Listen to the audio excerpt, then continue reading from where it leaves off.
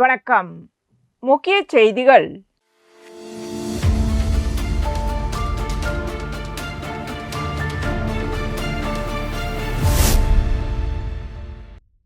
புதுச்சேரியில் நடைபெற்ற 2026 சட்டப்பேரவை தேர்தலில் தேசிய ஜனநாயக கூட்டணி மீண்டும் ஆட்சியை கைப்பற்றி என்ஆர் காங்கிரஸ் தலைவர் ரங்கசாமி 5வது முறையாக முதல்வராக பதவியேற்க உள்ளார். இந்த தேர்தலில் என்டிஏ கூட்டணிக்கும் இந்தியா கூட்டணிக்கும் இடையே கடும் போட்டி நிலவியது. என்டிஏவில் என்ஆர் காங்கிரஸ், பாஜக, அதிமுக, லாஜக ஆகிய கட்சிகள் இணைந்து போட்டியிட்டன. அதேவேளை இந்தியா கூட்டணியில் காங்கிரஸ், திமுக இடையே ஏற்பட்ட மோதல்கள் காரணமாக கூட்டணியில் குழப்ப நிலை காணப்பட்டது. திமுக போட்டியிட்ட சில தொகுதிகளில் காங்கிரஸ் வேட்பாளர் நிறுத்தப்பட்டதுடன் இடதுசாரிகள் தனித்து போட்டியிட்டதும் கூட்டணியின் ஒருங்கிணைப்பை பாதித்ததாக கூறப்படுகிறது. கடந்த ஏப்ரல் 9ஆம் தேதி நடைபெற்ற வாக்குப்பதிவிற்கு பிறகு நேற்று நடைபெற்ற வாக்கு எண்ணிக்கையில் தொடக்கம் முதலே என்டிஏ கூட்டணி முன்னிலை வகித்தது. புதுச்சேரி, காரைக்கால், மாஹி, ஏனம் ஆகிய 4 பிராந்தியங்களில் உள்ள மொத்தம் 30 தொகுதிகளிலும் வாக்கு எண்ணிக்கை நடைபெற்றது.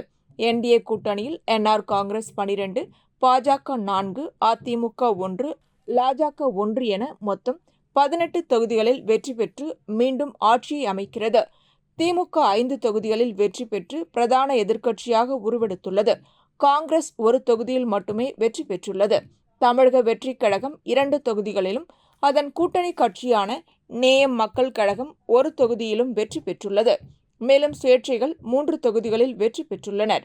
இவர்களில் 2 என்டிஏ கூட்டணிக்கு ஆதரவு வழங்க வாய்ப்புள்ளதாக அரசியல் வட்டாரங்கள் தெரிவிக்கின்றன. முதல்வர் ரங்கசாமி தாம் போட்டியிட்ட 2 தொகுதிகளிலும் வெற்றி பெற்றுள்ளார். இதனால் தட்டாஞ்சாவடி தொகுதியை அவர் ராஜினாமா செய்ய வாய்ப்பு இருப்பதாக கட்சி வட்டாரங்கள் தெரிவித்துள்ளன. மொத்தத்தில் 18 தொகுதிகளில் வெற்றி பெற்று என்டிஏ கூட்டணி புதுச்சேரியில் மீண்டும் ஆட்சியை தக்க வைத்துள்ளது குறிப்பிடத்தக்கது.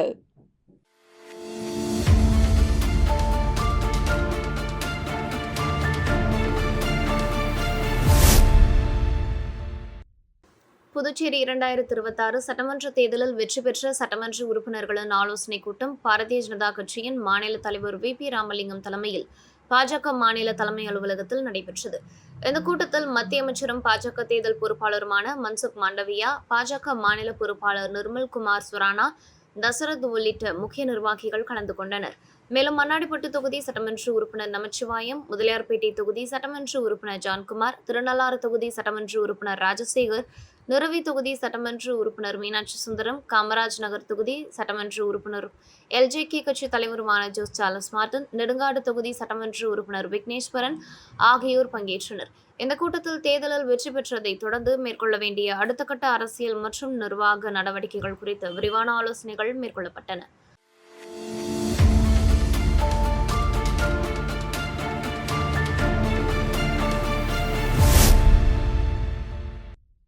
புதுச்சேரி சட்டசபை தேர்தலில் முதல்வர் ரங்கசாமி தட்டாஞ்சாவடி மற்றும் மங்களம் ஆகிய 2 தொகுதிகளில் போட்டியிட்டு 2லும் வெற்றி பெற்றார்.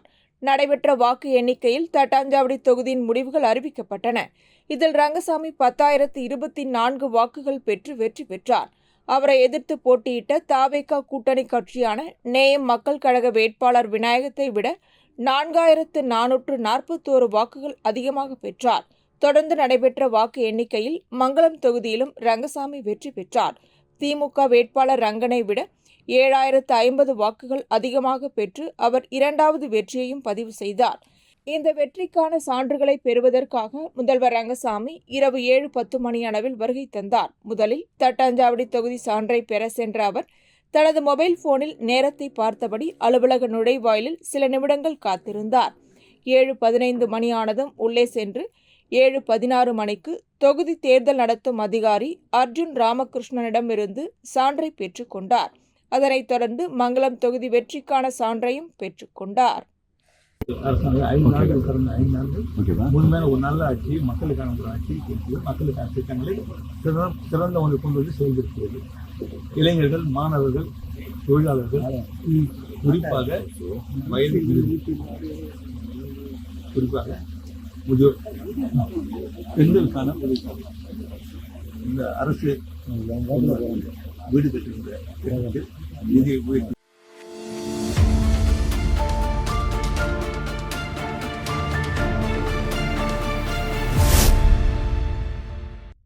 தட்டாஞ்சாவடி தட்டாஞ்சாவடி ஜீவா காலனி பகுதியில் உள்ள நூலக வளாகத்தில் அமைந்திருந்த இலவச பஞ்சு மரம் வெடித்து பஞ்சு காற்றில் பறந்ததால் பள்ளி மாணவர்கள், பொதுமக்கள் மற்றும் வாகன ஓட்டிகள் பெரிதும் சிரமத்திற்கு உள்ளானார்கள். அப்பகுதி மக்களின் கோரிக்கையை தொடர்ந்து தட்டாஞ்சாவடியின் மக்கள் நலன் கருதி செயல்படும் விநாயகம் உடனடியாக நடவடிக்கை எடுத்தார்.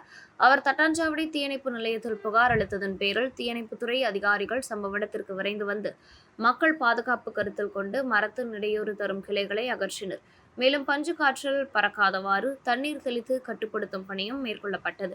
இந்த விரைவான நடவடிக்கையால் பொதுமக்கள் மிகுந்த நிம்மதி அடைந்தனர். இதற்காக தீயணைப்புத்துறை அதிகாரிகளுக்கு விநாயகம் தனது நன்றியை தெரிவித்தார்.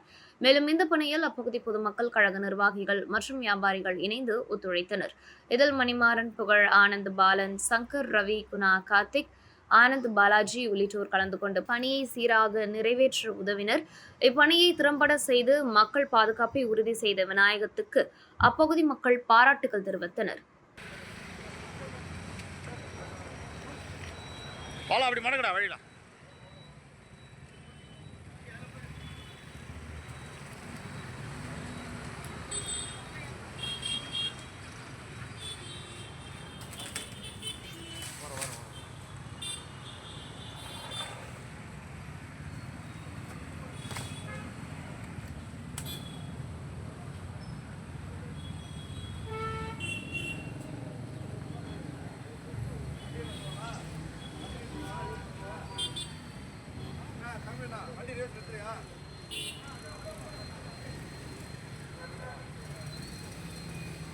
வண்டி அந்த பக்கம் அனுப்பிவிடுவோம், அந்த பக்கம் அனுப்பிவிட சொல்லு.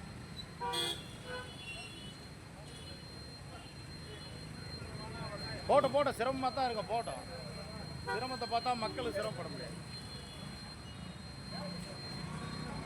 ஆனா வேலையை ஆரம்பிச்சுட்டா இருப்பாருண்ணா தளபதி.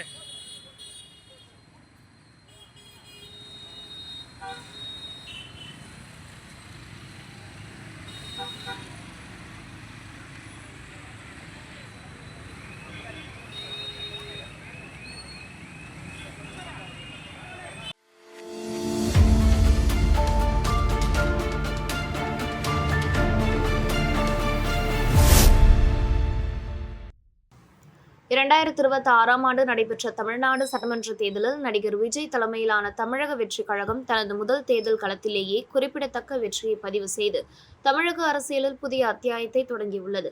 இதன் தாக்கம் புதுச்சேரியிலும் எதிரொலித்து தமிழக வெற்றி கழகம் 3 தொகுதிகளில் வெற்றி பெற்றுள்ளது. இதில் திருபுவனை தொகுதியில் தமிழக வெற்றி கழகம் சார்பில் போட்டியிட்ட முன்னாள் அமைச்சர் சாய்ஜே சரவணன்குமார் 701 வாக்குகள் வித்தியாசத்தில் வெற்றி பெற்று சட்டமன்ற உறுப்பினராக தேர்வானார். அவரது வெற்றியை கொண்டாடும் வகையில் ஆதரவாளர்கள் ஆளுயர மாலை அணிவித்து மலர்கள் தூவி இனிப்புகள் வழங்கி கொண்டாடினர். இதுகுறித்து செய்தியாளர்களை சந்தித்த சட்டமன்ற உறுப்பினர் சாய்ஜே சரவணன்குமார், இந்த வெற்றியை தளபதி விஜய்க்கு சமர்ப்பிக்கிறேன். தமிழகத்தில் தமிழக வெற்றி கழகம் தலைமையில் ஆட்சி அமைக்க உள்ள நிலையில் புதுச்சேரியிலும் அடுத்த தேர்தலில் 30 தொகுதிகளிலும் வெற்றி பெற பாடுபடுவேன் என்று தெரிவித்தார். அவரது இந்த கருத்து தாவேக ஆதரவாளர்களிடையே மிகுந்த உற்சாகத்தை ஏற்படுத்தியுள்ளது. இதனைத் தொடர்ந்து வெற்றி பெற்ற சட்டமன்ற உறுப்பினர் சாய்ஜே சரவணன்குமார் தளபதி விஜயின் அழைப்பின் பேரில் பனையூருக்கு வெற்றி கனியுடன் சென்றுள்ளார். மேலும் சென்னை, கோவை உள்ளிட்ட தமிழகத்தின் பல்வேறு பகுதிகளிலும், பெங்களூரு போன்ற வெளிமாநில தமிழர் வாழும் பகுதிகளிலும் தாவேக ஆதரவாளர்கள் விஜயின் படங்கள் மற்றும் கட்சி கொடிகளுடன் திரண்டு வெற்றி கொண்டாட்டங்களில் ஈடுபட்டுள்ளனர். தொண்டர்கள் பலரும் தாவேகாவின் இந்த வெற்றியை கொண்டாடும் வகையில் உணர்ச்சி பூர்வமாக பல்வேறு நிகழ்வுகளில் ஈடுபட்டு வருவது குறிப்பிடத்தக்கது.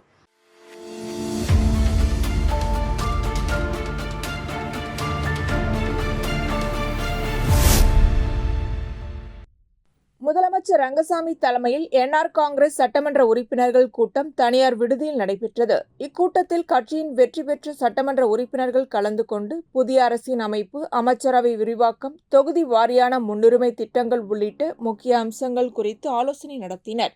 மேலும் தேர்தலில் அளித்த வாக்குறுதிகளை விரைவாக நிறைவேற்றுவதற்காக மக்களுடன் நேரடி தொடர்பை வலுப்படுத்துவது மற்றும் நிர்வாக நடவடிக்கைகளை துரிதப்படுத்துவது குறித்தும் விவாதிக்கப்பட்டதாக தகவல்கள் தெரிவிக்கின்றன.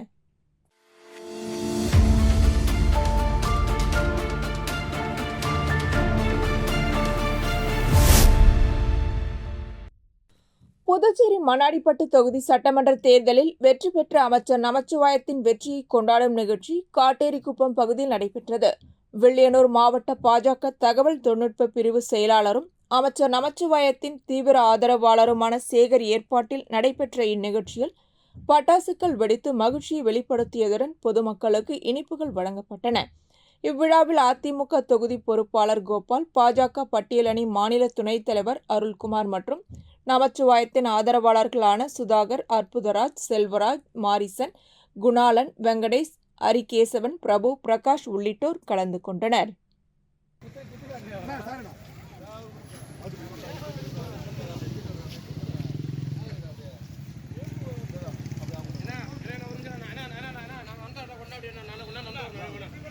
இல்லை அப்படியே எடுத்துக்கலாம் பாரு. ஏம்பா அப்படியே எடுக்கலாம். ஆமாம் மேனேஜர் வட்டி கிட்ட ஏடா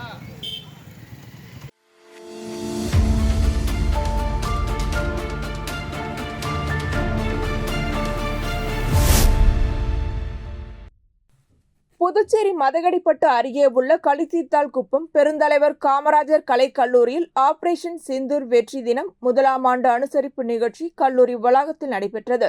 நிகழ்ச்சிக்கு கல்லூரி முதல்வர் லெப்டினன்ட் கதிர்வேல் தலைமை தாங்கினார். தேசிய மாணவர் தரைப்படை பிரிவு கமாண்டர் அதிகாரி மோகந்த் கலந்து கொண்டு ஆபரேஷன் சிந்தூர் நடவடிக்கையில் இந்திய விமானப்படை வீரர்கள் துல்லியமாக இலக்குகளை தாக்கி வெற்றிகரமாக பணியை நிறைவேற்றியதை விளக்கினார். இதனைத் தொடர்ந்து தேசிய மாணவர் தரைப்படை மாணவர்கள் அணிவகுப்பு மரியாதை நிகழ்ச்சி நடைபெற்றது.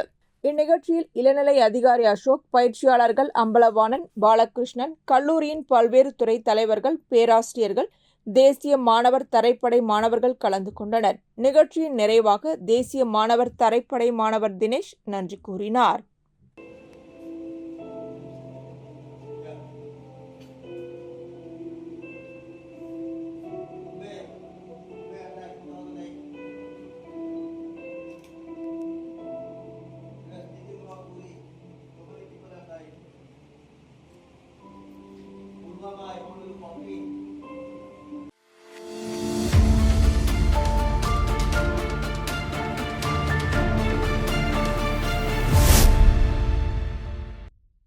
லட்சிய ஜனநாயக கட்சியின் தலைவர் ஜோஸ் சார்லஸ் மார்டின் அபாரமான வெற்றியை பதிவு செய்து அரசியல் வட்டாரங்களில் இமாலய வெற்றி என பாராட்டப்படுகிறார். இந்த வெற்றியை தொடர்ந்து அவர் தனது தொகுதி மக்களை நேரடியாக சந்தித்து மனமார்ந்த நன்றிகளை தெரிவித்தார். குறிப்பாக கட்சியின் சின்னமான தர்பூசணிக்கு வாக்களித்து தன்னை வெற்றி பெற செய்த பொதுமக்களுக்கு நன்றி தெரிவித்தார். மக்களின் உறுதியான ஆதரவே தனது வெற்றிக்கு காரணம் என்றும் அவர்களின் நம்பிக்கையை நிறைவேற்றும் வகையில் தொடர்ந்து பணியாற்றுவேன் என்றும் உறுதியளித்தார். அவரது வருகையை ஒட்டி காமராஜர் நகர் தொகுதி முழுவதும் கொண்டாட்ட களமாக மாறியது. பட்டாசுகள் வெடித்தும் வான வேடிக்கைகள் ஒளிர்ந்தும் மேளதாளங்களின் ஒளியுடன் பகுதி முழுவதும் திருவிழா சூழல் நிலவியது. ஆதரவாளர்கள் மற்றும் பொதுமக்கள் மலர் தூவியும் மாலைகள் அணிவித்தும் வரவேற்றனர். மேலும் மகிழ்ச்சியை பகிர்ந்து கொள்ளும் வகையில் பொதுமக்களுக்கு இனிப்புகள் வழங்கப்பட்டன. இளைஞர்கள் முதல் மூத்த குடிமக்கள் வரை அனைவரும் திரண்டு வந்து தங்கள் ஆதரவை வெளிப்படுத்தி இந்த வெற்றியை பெருமையுடன் கொண்டாடினார். இந்த வெற்றி புதுச்சேரி அரசியல் வரலாற்றில் புதிய சாதனையாகவும் காமராஜர் நகர் தொகுதி மக்களின் ஒருமித்த ஆதரவின் பிரதிபலிப்பாகவும் பார்க்கப்படுகிறது. மக்கள் எதிர்பார்ப்புகளை பூர்த்தி செய்ய அவர் எடுத்து வைக்கும் அடுத்தடுத்த நடவடிக்கைகள் மீது அனைவரின் கவனமும் திரும்பியுள்ளது.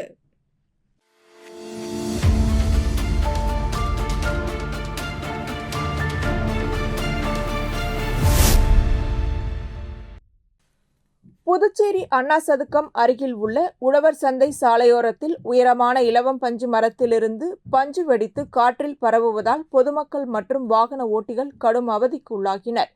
கோடைக்காலம் தொடங்கிய நிலையில் மரத்தில் உள்ள இலவம் பஞ்சு வெடித்து காற்றில் பறந்ததால் குறிப்பாக இருசக்கர வாகன ஓட்டிகளுக்கு சிரமம் ஏற்பட்டது. இதேபோல் புதுச்சேரியின் பல்வேறு பகுதிகளிலும் பிரச்சினை நிலவி வருகிறது. இந்நிலையில் அப்பகுதி மக்கள் வனத்துறையினர் உடனடியாக நடவடிக்கை எடுக்க வேண்டும் என கோரிக்கை விடுத்ததுடன் தீயணைப்பு நிலையங்களிலும் புகார் அளித்தனர். இதனைத் தொடர்ந்து சம்பவ இடத்திற்கு விரைந்து வந்த தீயணைப்புத்துறை அதிகாரிகள் மக்கள் பாதுகாப்பை கருத்தில் கொண்டு இடையூறு தரும் மரக்கிளைகளை அகற்றினர். மேலும் பஞ்சு காற்றில் பரவாமல் இருக்க தண்ணீர் தெளித்து கட்டுப்படுத்தும் பணியும் மேற்கொள்ளப்பட்டது. தீயணைப்புத்துறையின் இந்த விரைவான நடவடிக்கையால் பொதுமக்கள் நிம்மதியடைந்தனர். இதற்காக அவர்கள் அதிகாரிகளுக்கு நன்றியை தெரிவித்தனர்.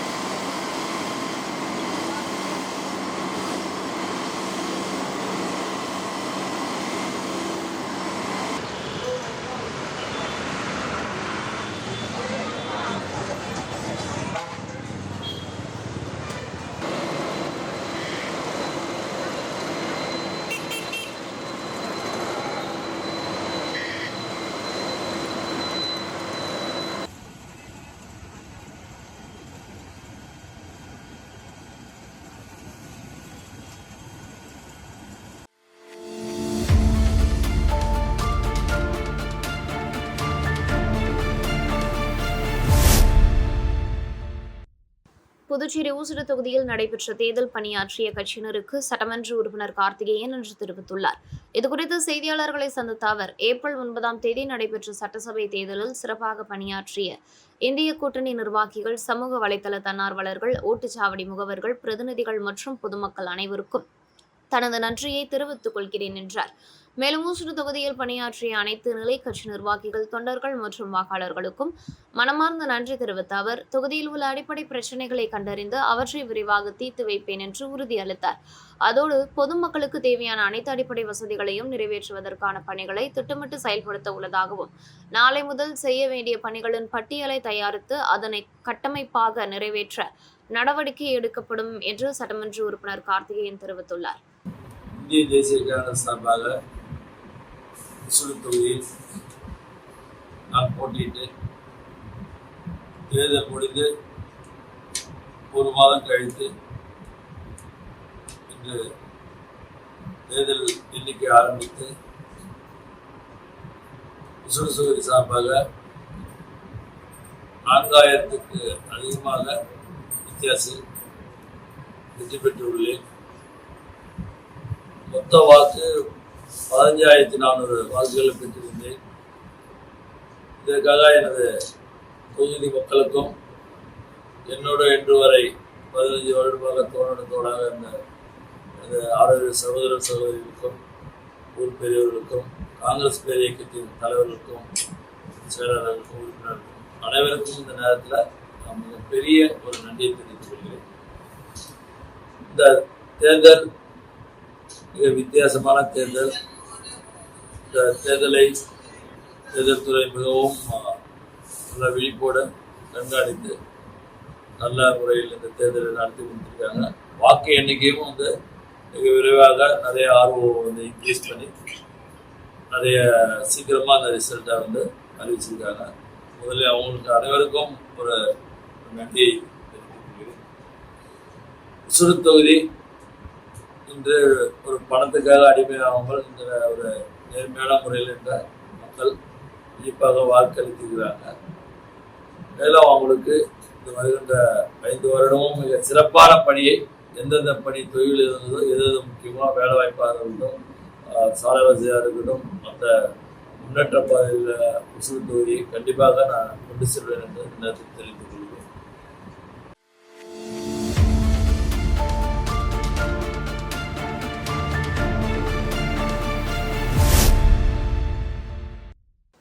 அண்மையில் நடைபெற்ற சட்டமன்ற தேர்தலில் புதுச்சேரி மாநிலத்தில் தேசிய ஜனநாயக கூட்டணி வெற்றி பெற்ற ஆட்சியை கைப்பற்றிய நிலையில் வில்லியனூர் தொகுதியின் சட்டமன்ற உறுப்பினராக தேர்ந்தெடுக்கப்பட்ட என்ஆர் காங்கிரஸ் பிரமுகர் ரவிக்குமாரை பல தரப்பினர் வாழ்த்தி வருகின்றனர். அதன் ஒரு பகுதியாக வில்லியனூர் தொகுதியைச் சேர்ந்த பெந்தகோஸ்தே கிறிஸ்தவ போதர்கள் இணைந்து ரவிக்குமாரை நேரில் சந்தித்து பொன்னாடை போர்த்தே வாழ்த்துக்கள் தெரிவித்தனர்.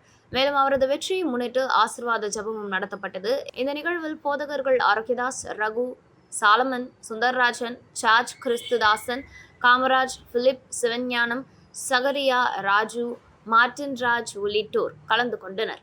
புதிய பொறுப்பில் சிறப்பாக செயல்பட வாழ்த்துக்கள் தெரிவித்தனர்.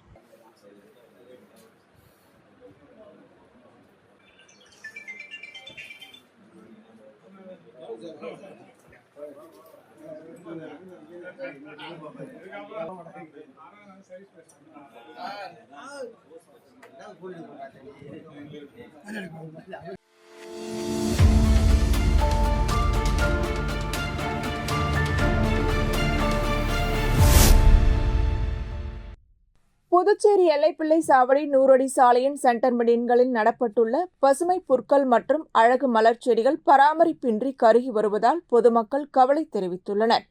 கடந்த மாதம் முதல் புதுச்சேரியில் கடும் கோடை வெயில் நிலவி வருகிறது. காலை முதலே அதிகரிக்கும் வெப்பத்தால் பகல் நேரங்களில் மக்கள் வெளியே செல்ல முடியாத நிலை ஏற்பட்டுள்ளது. இந்நிலையில் ராஜீவ்காந்தி சதுக்கம் முதல் இந்திரா காந்தி சதுக்கம் வரை உள்ள எல்லைப்பிள்ளை சாவடி 100 அடி சாலையின் சென்டர் மெடின்களில் பொதுப்பணித்துறை மூலம் பசுமை புற்கள் மற்றும் அழகு மலர் செடிகள் வளர்க்கப்பட்டு வருகின்றன.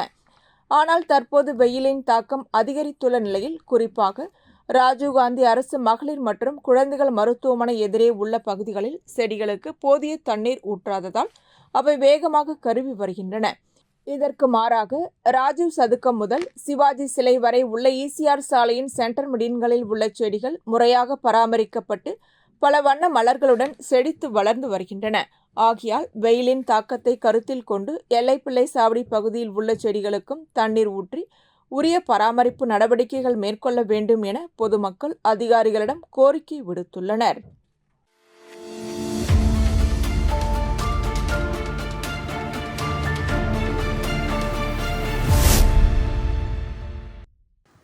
புதுச்சேரி சோலைநகர் பகுதியில் கடந்த 2024 மார்ச் மாதம் நடைபெற்ற சிறுமி கடத்தல் பாலியல் வன்கொடுமை மற்றும் கொலை வழக்கில் இன்று முக்கிய தீர்ப்பு வழங்கப்பட உள்ளது. வீட்டு வாசலில் விளையாடிக் கொண்டிருந்த 5ஆம் வகுப்பு மாணவி கடத்தப்பட்டு பாலியல் வன்கொடுமைக்கு உட்படுத்தப்பட்டு பின்னர் கொலை செய்யப்பட்டு உடல் மூட்டையில் கட்டி வாய்க்காலில் வீசப்பட்ட சம்பவம் நாடு முழுவதும் அதிர்ச்சி ஏற்படுத்தியது. குற்றவாளிக்கு மரண தண்டனை வழங்க வேண்டும் என பல்வேறு தரப்பிலிருந்து கோரிக்கைகள் எழுந்தன. இந்த வழக்கில் தொடர்புடையதாக அதே பகுதியைச் சேர்ந்த கருணாஸ், விவேகானந்தன் ஆகியோரை போக்சோ சட்டத்தின் கீழ் முத்தியால்பேட்டை போலீசார் கைது செய்து சிறையில் அடைத்தனர். இவர்களில் விவேகானந்தன் கடந்த ஆண்டு செப்டம்பர் மாதம் சிறையில் கழிவறையில் தூக்கிட்டு தற்கொலை செய்து கொண்டார். இதனிடையே சுமார் 500 பக்கங்களை கொண்ட குற்றப்பத்திரிகை தாக்கல் செய்யப்பட்டு இருதரப்பு வாதங்களும் நிறைவடைந்தன. அரசு தரப்பு வழக்கறிஞர்கள் குற்றவாளிக்கு அதிகபட்ச தண்டனை வழங்க வேண்டும் என வலியுறுத்தினர். கடந்த 30ஆம் தேதி தீர்ப்பு வழங்கப்படும் என எதிர்பார்க்கப்பட்ட நிலையில் கருணாஸ் குற்றவாளி என நீதிமன்றம் அறிவித்தது. தண்டனை விவரம் மே 5ஆம் தேதி அறிவிக்கப்படும் என தெரிவிக்கப்பட்டது. அதன்படி புதுச்சேரி போக்சோ விரைவு நீதிமன்றம் குற்றவாளிக்கு விதிக்கப்படும் தண்டனையை அறிவிக்க உள்ளது. இத்துடன் செய்திகள் நிறைவடைகின்றன. வணக்கம்.